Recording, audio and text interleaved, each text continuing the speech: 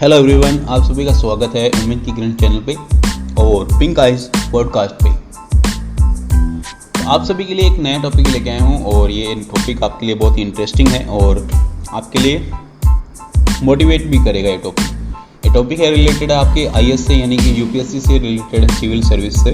तो चलिए शुरू करते हैं ये टॉपिक अपन। ये टॉपिक है एक आईएएस के बारे में, यानी कि आईएएस जो है वो एक अपने आप में एक स्टार होता है। तो वो स्टार कैसे होता है, कैसे वो बनता है, तो बनता कैसे उसकी प्रोसेस तो मैं नहीं जाऊँगा, वो काफ़ी अलग टॉपिक हो जाएगा, उस पर कभी बाद में बात करेंगे।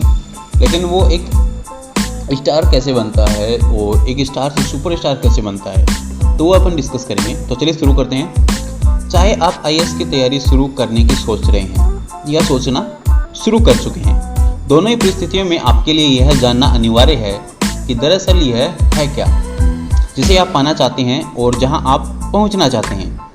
यदि आप उसके चरित्र को समझ लेते हैं तथा यात्रा के नक्शे से वाकिफ हो जाते हैं, तो वहां पहुंच पाना आपके लिए अपेक्षाकृत आसान और सुनिश्चित हो जाता है। मुझे नहीं लगता कि आईएएस की परीक्षा में सफल जो युवा होते हैं उनकी पूरे देश में जितना चर्चा होती है उतनी किसी और परीक्षा के बारे में होती होंगी। इंजीनियर है, मेडिकल एग्ज़ाम्स है, सीए का एंट्रेंस एग्ज़ाम्स है, अखिल भारतीय स्तर की परीक्षाएं हैं ये भी, और इनका क्रेज़ भी कम नहीं है। इनमें सफल होना कोई आसान काम भी नहीं है। लेकिन उसके टॉपर्स अपने शहर तक या कुछ समय तक कोचिंग संस्थान के विज्ञापन में सिमट कर रह जाते हैं, यानी कि उनका ज़्यादातर डिस्क्राइबली वो नहीं होते हैं, वाइल्ड नहीं होते हैं, उनका सिर्फ ऐड तक ही सीमित रहता है। आईआईटी है, आईआईएम तक के टॉपर्स हैं। कितने लोगों को आपके नाम आपके जहन में होंगे इनके नाम? शायद एक या दो बस। और यदि मैं आपसे यही पर्सन आईएएस टॉपर्स के बारे में करूं तो आप डेफिनेटली 5, 6, 7, 8 इनके नाम ज़रूर बता पाएंगे। जो टॉप 10 जो हैं उनके नाम डेफिनेटली आप बता दोगे। वैसे तो जब आप आईएएस की परीक्षा तैयारी करने लगते हैं तभी से अपने मोहल्ले और कॉलोनी में लोग, खास करके छोटे शहर और कस्बों में, उत्सुकता के केंद्र बन जाते हैं। लेकिन जैसे ही आपका नाम टॉपर्स की सूची में दर्ज होता है तो आप एक स्टार बन जाते हो तुरंत। और यदि आपका शुरू के 10 लोगों में शामिल हो जाते हो तब तो आप सुपरस्टार बन जाते हो। अखबार और मीडिया आपकी ओर लपक पड़ते हैं और यूट्यूब का तो कहना ही क्या, फिर तो जड़ी लग जाती है इंटरव्यूज़ की। लोग आपकी ओर हसरत भरी निगाहों से देखते हैं। युवाओं के कान आपको सुनने के लिए सतर्क हो जाते हैं। आईएएस के मामले में ऐसा होता है और दूसरों के मामलों में ऐसा क्यों नहीं होता, जबकि दूसरों का भी सामाजिक में योगदान काफ़ी ज़्यादा है? तो इसका उत्तर आपको मिलेगा सौरमंडल में।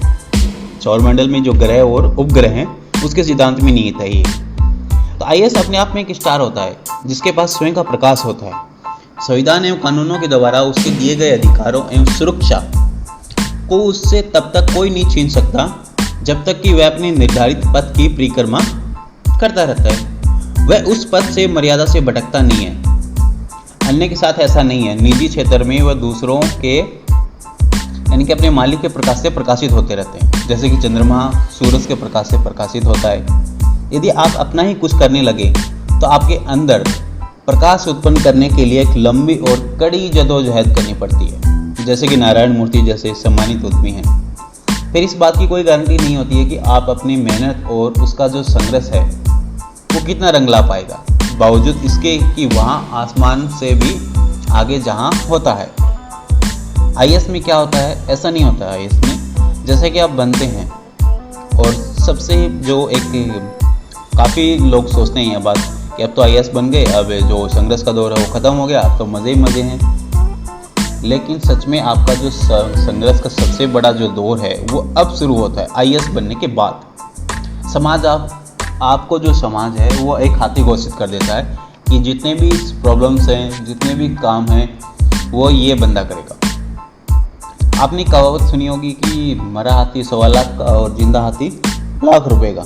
तो यहाँ मैं नेगेटिव पॉइंट ऑफ व्यू नहीं बोल रहा हूँ।